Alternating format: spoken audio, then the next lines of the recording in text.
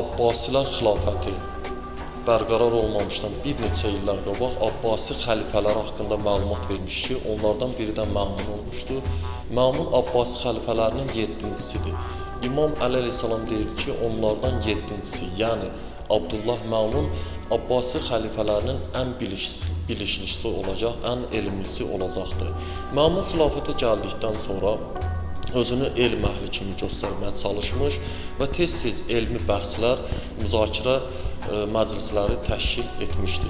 Elmi mübahisələrdə təşkil eləməkdə təbii ki, Məmunun İmam Rza əleyhissalam vasitəsilə əsas hədəfi İmam Rza əleyhissalamın məqamını kiçiltmək. O məclisdə də hansısa bir suala cavab verməməyin nəticəsində yəni insanlara bu cür tanıtdırmaq. Bunun batini məqsədi idi. Amma zahirdə görsənən bu idi ki, sanki İmam Rza əleyhissalamın vasitəsilə öz etdiyi hərəkəti ki, bu vərdi əhdli hərəkəti ki, Abbasi məmurları tərəfindən qəbul olunmurdu ki, sanki bunu göstərmək istəyir ki, baxın, mən elə bir insanı özümə vəli əhdi təyin eləmişəm ki, elmdə hamıdan üstündür.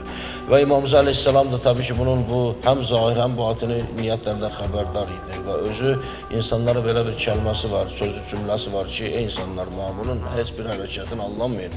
Mənim qatilim onun özü olacaq, məni öldürən, şəhadəti yetirən onun özü olacaq.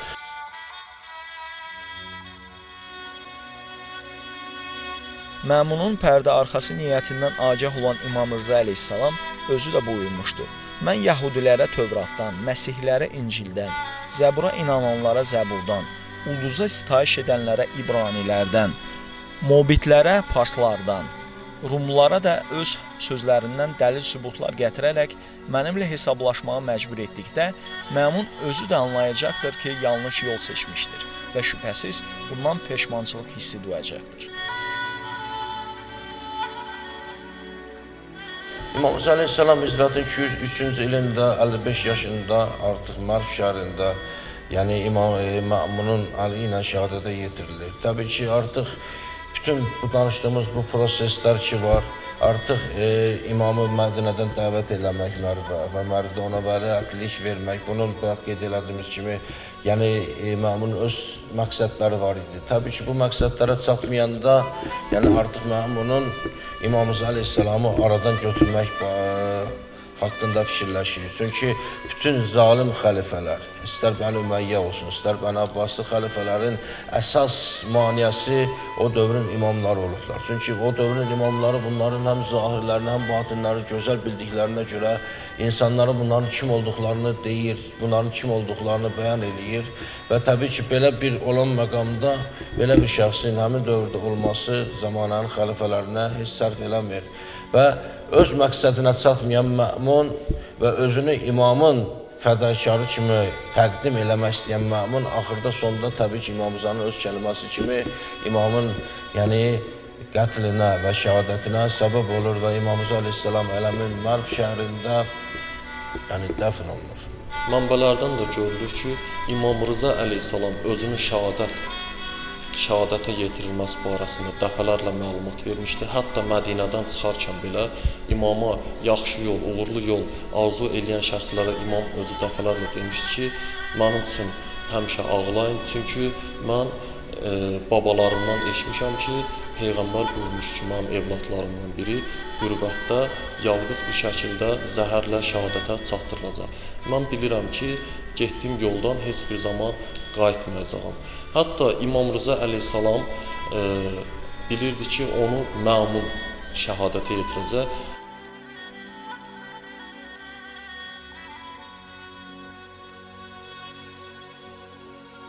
Tarixə görə imamın şəhid olmasından sonra Xorasanda böyük bir üsyan baş verdi və Məmun özünü əzadar göstərmək üçün ağlaya-ağlaya başına döyüldü. Lakin əksəriyyət bilirdi ki, Məmun imamın qatilidir. Məmun üsyançıların qorxusundan və qiyamın genişlənməsinin qarşısını almaq üçün bir gecə gündüz icazə vermədi ki, imamın meyidini evdən çıxartsınlar. O, həmçinin xalqın arasına öz adamlarını göndərdi ki, imamın öz əcəli ilə öldüyü şayəsini yayıb, Məmunun bu işdə əli olmadığına inandırsınlar.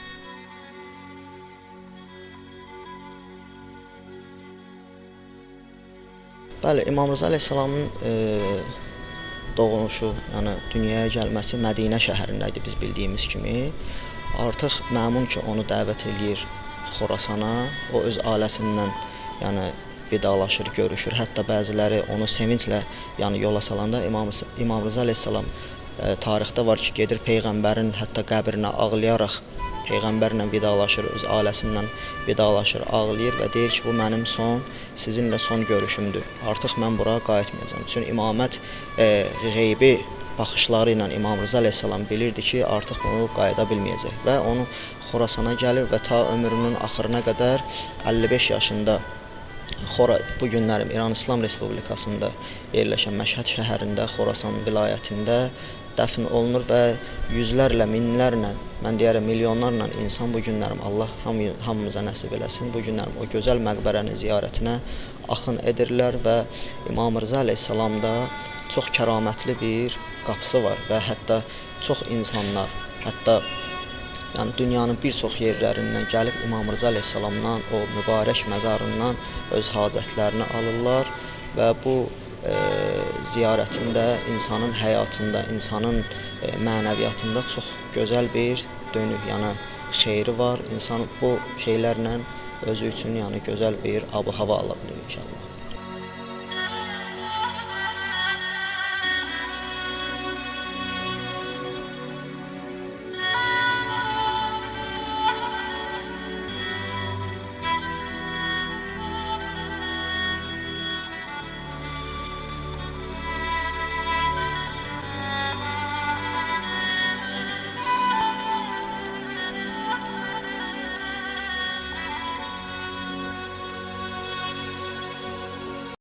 Uyunu Əxbar-ı Rıza kitabında İmam Rıza əleyhissalamın dəfni barəsində bu cür qeyd olunur ki, İmam öz yaxın sahabəsi Hərsəməyə dünyasını dəyişməmişdən qabaq vəsiyyət etmişdi. İmam Rıza əleyhissalam Hərsəməyə deyir ki, mən Məmun tərəfindən üzüm şərbəti vasitəsilə zəhərlədilərək şəhadətə çatdırılacağam. Məmun mən şəhid olduqdan sonra istəyəcək ki, mənə özü qüsul versin. Amma siz ona icazə verməzsiniz ki, Məmun mənə qüsul versin, kəfən etsin və namazımı qılsın. Əgər o bu işi görmək istəsə, Allahın qəzabına gələ bilər. Ondan sonra Məmun istəyəcək ki, məni Tuz şəhərində, indi qədimdə Tuz şəhərin yerində Saniyabad kəndi yerləşirdi. Saniyabad kəndində Məmunun atası Harun Ər-Rəşid dəfn olunmuşdu. İmam Rıza əleyhissalam deyir ki, Məmun istəyəcək ki, məni atasının məzarının arxa hissəsində dəfn eləsin.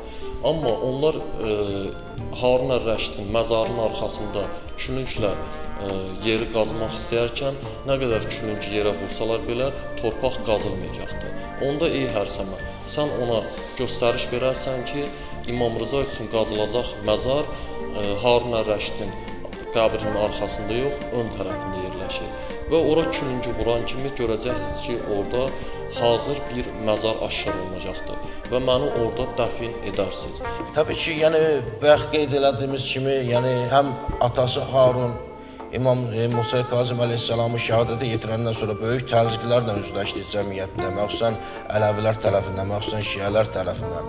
Bu təzyiqləri aradan aparmaq üçün yollar axtarırdı, fikirləşirdi və bunun müəyyən yollarını icra eləyirdi. Təbii ki, Məmun da ki, İmam Rıza əleyhissalamı şəhadətə yetirdi, böyük təzyiqlərlə üzləşdi. Çünki onu hörmətlə, ehtiramla mərvə dəvət edən bir şəxs və sonunda bunu şəhadətə yetirirsə, təbii ki, cəmiyyətdə təzyiqlərlə məruz qalırdı.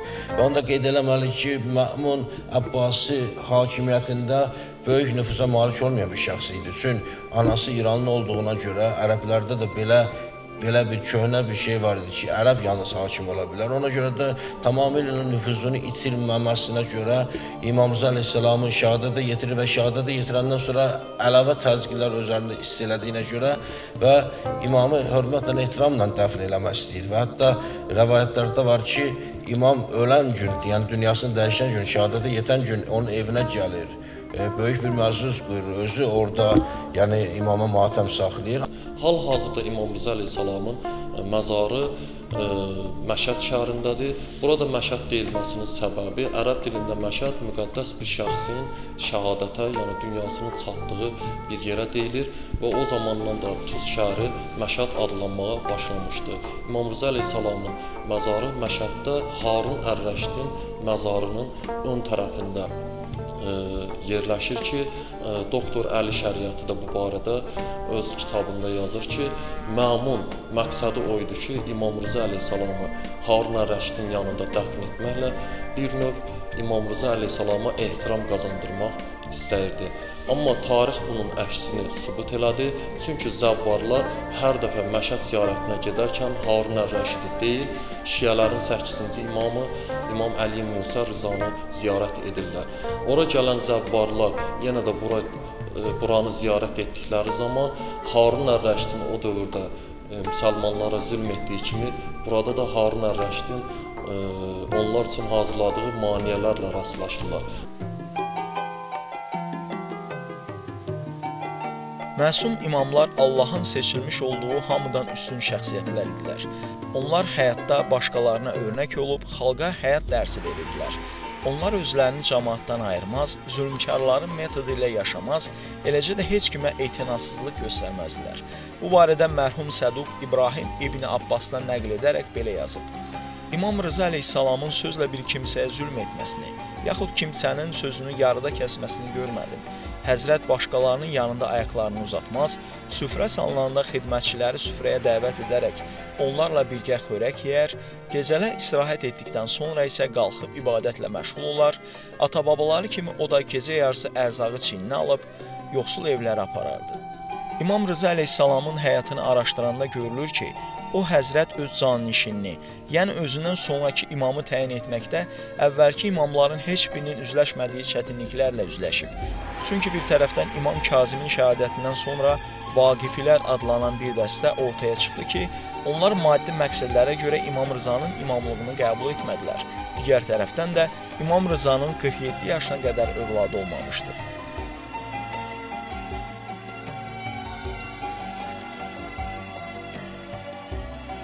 İmam Rza əleyhissalam təbii ki, özü imam ailəsində doğulub. Atası İmam Hüseyn Kazım əleyhissalam, anası Tahir adında, yəni çox pak, yəni nəcabətli bir xanım olub. Təbii ki, belə bir ailədə doğulan şəxsin, yəni gələcəyi və həyatı, təbii ki, ilahi rəhmət üzərində olmalıdır, ilahi mərhəmət üzərində olmalıdır. Təbii ki, İmam Rza əleyhissalam ilk dövrdə, yəni atasının himayəsində oldu və öz atasından elmi mərifətlər, yəni elmi əxlaq gördü və təbii ki, bayaq qeyd elədiyimiz kimi imamət vəliəhdliklə seçilməyən bir məqamdır. Bunu Allah və Allahın Peyğəmbəri təyin eləməlidir və bu İmam Rza əleyhissalam da nəinki İmam Hüseyn Kazımin tərəfindən təyin olunur. Bu Allahın Rasulü tərəfindən təyin olunur. Sadəcə olaraq bu imamət məsələsi, yəni İmam Hüseyn Kazım əleyhissalamın şəhadətindən sonra İmam Hüseyn Kazım əleyhissalam bu imaməti İmam Rza əleyhissalama təhvil verdi və təbii ki, İmam Rza əleyhissalam da artıq özü, yəni imaməti oğul İmam Cavad əleyhissalama təhvil verir və bu minvalla imamət, yəni nəsli davam edir. İmam Rza əleyhissalam vəfat etdikdən sonra onun oğlu İmam Muhammed Təqi əleyhissalamın imamət dövrü başlandı. Onun imamlıq dövrü iki Abbasi xəlifəsinin, Məmun və Möhtəsimin hakimiyyət dövrlərində olub. Xəlifə Məmun İmam Rza əleyhissalama qarşı icra etdiyi siyasəti eyni ilə onun oğlu üçün də etmiş və İmam Muhammed Təqi əleyhissalamı paytaxta gətizdirib nəzarət altında saxlamışdı.